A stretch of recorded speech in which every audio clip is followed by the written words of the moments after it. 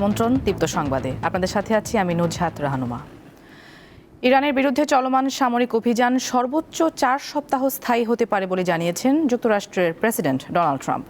British সংবাদ মাধ্যম daily মেইলকে দেয়া এক সাক্ষাৎকারে তিনি এই কথা বলেন। এদিকে ইরানের রাজধানী তেহরানে সোমবার ভোরেও এক দফা বিমান হামলা চালিয়েছে ইসরায়েলি বাহিনী। এছাড়া তেহরানের গান্ধী হাসপাতালেও ক্ষেপণাস্ত্র হামলা হয়েছে। আইআরজিসির সদর দপ্তর ধ্বংস করা হয়েছে বলে ঘোষণা করেছে মার্কিন সামরিক বাহিনী। অন্যদিকে ইরানের দক্ষিণাঞ্চলীয় হরমুজগান প্রদেশে বিদ্যালয়ে চালানো হামলায় নিহতের সংখ্যা বেড়ে 180 জনে দাঁড়িয়েছে। নিহতদের মধ্যে সবাই শিশু। এতে করে দেশটিতে ইসরায়েল ও যুক্তরাষ্ট্রের যৌথ হামলায় নিহতের সংখ্যা 200-এর বেশি দাঁড়িয়েছে। জবাবে ইসরায়েলের পশ্চিম জেরুজালেমে হামলার দাবি করেছে ইরান। এছাড়া ইরাকের মার্কিন সামরিক ঘাঁটি ভিক্টোরিয়া বেসে ড্রোন হামলার খবর পাওয়া গেছে এবং ইরানের হামলায় ইসরায়েলে অন্তত 11 জন নিহত হয়েছে।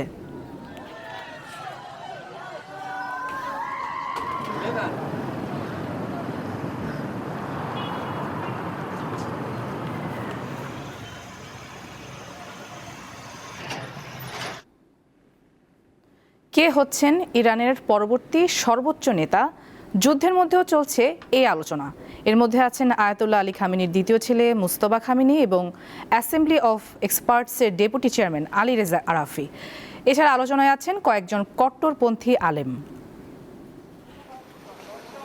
মুসলমান প্রধান ইরানে ক্ষমতার কাঠামো অন্য দেশগুলোর মতো নয়। প্রেসিডেন্ট সরকার প্রধান হলেও প্রত্যক্ষ কিংবা পরোক্ষভাবে মূল ক্ষমতা থাকে সর্বোচ্চ নেতার হাতে। গত 37 বছর এই নেতারা শুনেছিলেন আয়াতুল্লাহ আলী খামেনি। যুক্তরাষ্ট্র ও ইসরায়েলের যৌথ হামলায় খামেনির মৃত্যুতে প্রশ্ন উঠছে জ্বালানি ও খনিজ সম্পদে সমৃদ্ধ ইরানের ভবিষ্যৎ নিয়ে। দেশটির পরবর্তী নেতৃত্বে কারা আসবেন এ নিয়ে চলছে আলোচনা। ইরানের সংবিধান অনুযায়ী সর্বোচ্চ নেতার মৃত্যুতে দেশের দায়িত্ব নেয় 3 সদস্যের একটি পরিষদ, যার নেতৃত্বে থাকেন প্রেসিডেন্ট, বিচার বিভাগের প্রধান ও গার্ডিয়ান কাউন্সিলের একজন ধর্মীয় নেতা। এরই মধ্যে এই পরিষদ গঠনের ঘোষণা দিয়েছে তেহরান। বিশ্লেষকরা বলছেন, চলমান সংকটের মধ্যে সংবিধান মেনে সর্বোচ্চ নেতার নিয়োগের প্রক্রিয়া শুরু করা বেশ কঠিন হবে। 88 জন জ্যেষ্ঠ আমলের সমন্বয়ে গঠিত অ্যাসেম্বলি অব এক্সপার্টস সর্বোচ্চ নেতা বাছাই করে। খামেনির উত্তরসূরি হিসেবে এরই মধ্যে বেশ কয়েকটি নাম ঘুরপাক খাচ্ছে গণমাধ্যমে। এর মধ্যে রয়েছেন খামেনির দ্বিতীয় ছেলে মোজতবা খামেনি, অ্যাসেম্বলি অব এক্সপার্টসের ডেপুটি চেয়ারম্যান ও খামেনির ঘনিষ্ঠ আলী রেজা আরাফি, কট্টরপন্থী আলেম ও অ্যাসেম্বলি অব এক্সপার্টসের সদস্য মোহাম্মদ মেহেদি মীর বাঘেরি, রুহুল্লাহ খোমেনির নাতি হাসান খোমেনি ও জ্যেষ্ঠ আলেম হাশেম হোসেইনি বুশেহরি। 1989 সালে ইসলামী প্রজাতন্ত্রের প্রতিষ্ঠাতা আয়াতুল্লাহ রুহুল্লাহ খোমেনির মৃত্যুর দিনই আলী খামেনিকে দেশটির সর্বোচ্চ নেতা করা হয়েছিল। আশরাফ শুভ, দীপ্ত, বার্তাকক্ষ। ইরানে হামলা ও খামেনির হত্যার প্রতিশোধ নিতে ইসরায়েলে হামলা চালিয়েছে সশস্ত্র গোষ্ঠী হিজবুল্লাহ। এর প্রতিক্রিয়ায় লেবাননের রাজধানী বৈরুতে হিজবুল্লাহকে লক্ষ্য করে হামলা শুরু করেছে ইসরায়েল।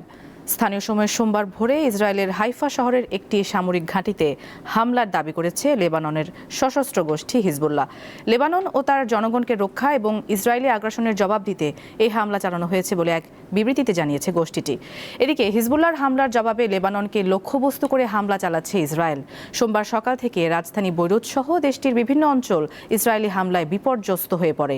হামলার পাশাপাশি লেবাননের দক্ষিণাঞ্চলে 53টি গ্রাম ও শহরের বাসিন্দাদের তাদের ঘরবাড়ি ছেড়ে যেতে নির্দেশ দিয়েছে ইসরায়েলি সামরিক বাহিনী।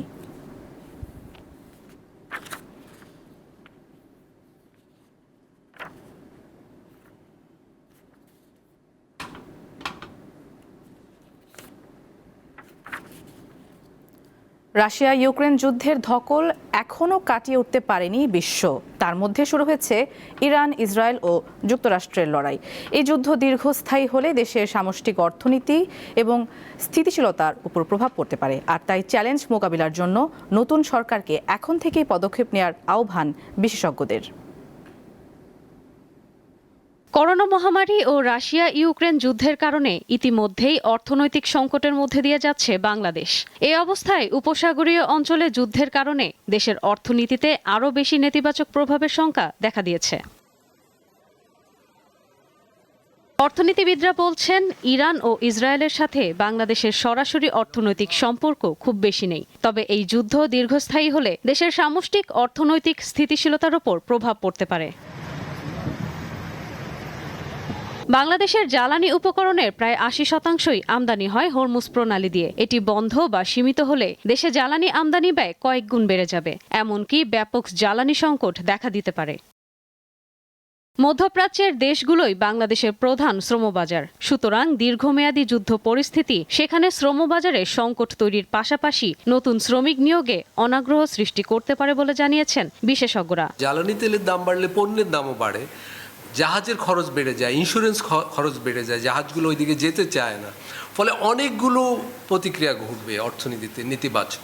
ফলে নতুন সরকার যে অর্থনীতি পুনর্গঠনের যে উদ্যোগটা নেওয়ার কথা এখন, তাতে শুরুতেই একটা বড় ধরনের ধাক্কা আসবে আমাদের। বিশেষজ্ঞরা বলছেন, মধ্যপ্রাচ্যে এই যুদ্ধ দীর্ঘস্থায়ী হলে বহুমুখী সংকট দেখা দেবে বাংলাদেশে। ডলার সংকটের পাশাপাশি রিজার্ভেও টান পড়তে পারে, বৈদেশিক ঋণ পাওয়া কঠিন হতে পারে, বাড়তে পারে মূল্যস্ফীতির হার। আমাদের তো এখন কৃচ্ছ্রতা সাধনের ব্যাপার আছে, সতর্ক হওয়ার ব্যাপার আছে। সরকার বড় ধরনের কোনো মেগা প্রকল্পে যাবে না, যুদ্ধের গতি প্রকৃতি দেখে যাবে, জ্বালানির বিকল্প উৎস খুঁজবে, প্রবাসীদের বিদেশে পাঠানোর ব্যাপারে বিকল্প জায়গাগুলো খুঁজতে শুরু করবে। এই যুদ্ধ স্থায়ী হলে সারা বিশ্বের জন্যই একটা সংকট তৈরি করবে। ফলে বাংলাদেশের অবিলম্বে প্রস্তুত থাকতে হবে বলছেন বিশেষজ্ঞরা। বড় সূত্র হলো প্রবাসীরা পাঠায়। ইশরাত সুমা, দীপ্ত বার্তাকক্ষ। বগুড়ায় প্রতিপক্ষের ছুরিকাঘাতে সাইফুল ইসলাম নামে জামাত ইসলামের একজন নেতা নিহত হয়েছেন। রোববার সকালে শহরের মাহবুবনগর এলাকায় 2 বছর আগে ক্রয় করা 3 শতক জমিতে সীমানা প্রাচীর দিতে যান সাইফুল। এ সময় জমির সাবেক মালিকের স্বজনরা লোকজন নিয়ে হামলা চালিয়ে সাইফুল ইসলামকে ছুরিকাঘাত করে। এতে তিনি গুরুতর আহত হন। স্থানীয় লোকজন তাকে উদ্ধার করে বগুড়ার শহীদ জিয়াউর রহমান মেডিকেল কলেজ হাসপাতালে ভর্তি করেন। পরে ঢাকায় আনার পথে সাইফুল মারা যান। এই ঘটনায় মেহেদি হাসান ও মুস্তাকিম নামের 2 জনকে আটক করেছে পুলিশ।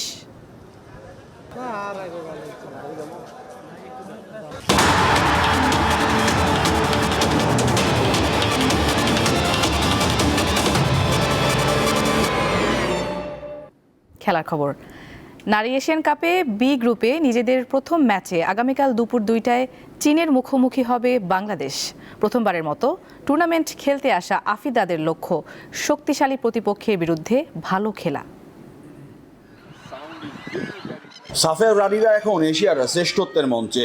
একেবারেই ভিন্ন কন্ডিশন, প্রতিপক্ষ বেশ শক্তিশালী, কিন্তু মনে থাকা সাহস আর আত্মবিশ্বাসকে একমাত্র পুঁজি করে অজিদের দেশে টুর্নামেন্টে বর্তমান চ্যাম্পিয়নদের মোকাবেলা করতে হবে বাংলাদেশ দলকে।